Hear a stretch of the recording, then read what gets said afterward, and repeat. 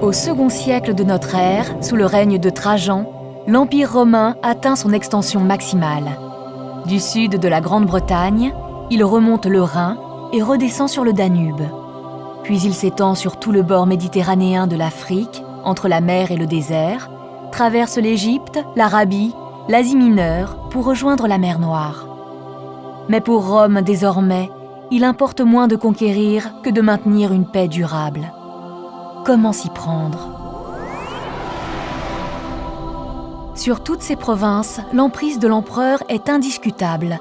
Partout, la présence de Rome se fait sentir. À l'image de sa puissance, l'empire de Rome est démesuré. Pour maintenir la paix dans cette immensité territoriale, Rome dispose d'une part de ses légionnaires. Soldats de métier, ils se déplacent rapidement grâce aux nombreuses voies romaines qui parcourent les provinces.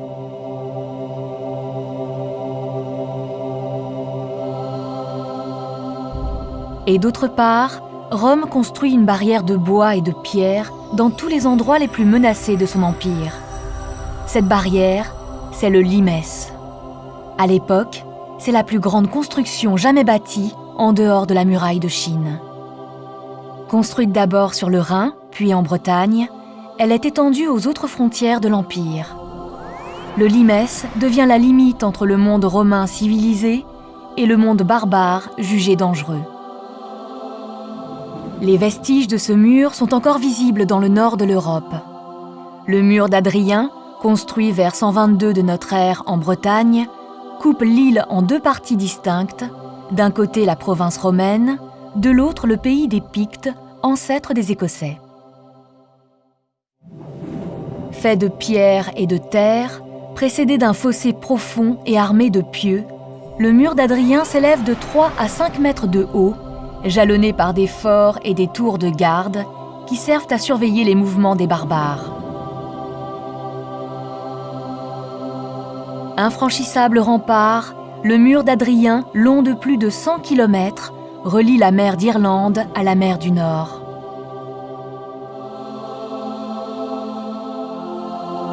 En Germanie, le limès est encore plus imposant.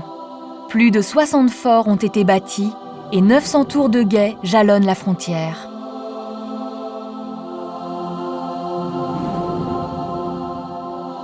La fonction du limès est avant tout militaire et défensive.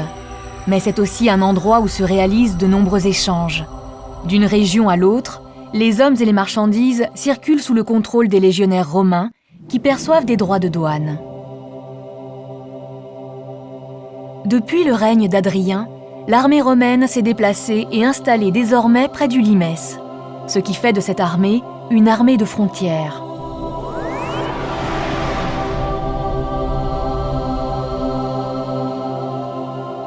Ainsi, la présence des légionnaires provoque un incontestable essor économique des régions frontalières et favorise du même coup la romanisation des provinces.